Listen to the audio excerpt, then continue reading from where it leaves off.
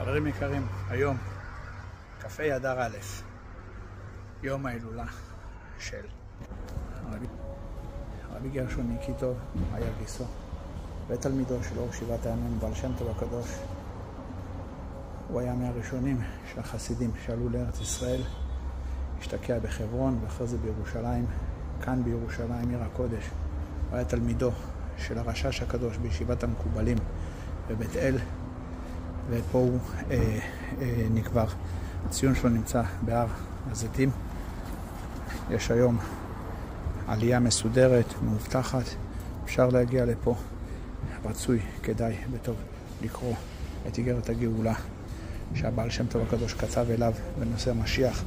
רצוי וטוב וכדאי להדליק נר לעילוי נשמתו ושזכותו של רבי אברהם גרשון ניקיטוב תגן על כל חיילי צבא ההגנה לישראל ועל עם ישראל.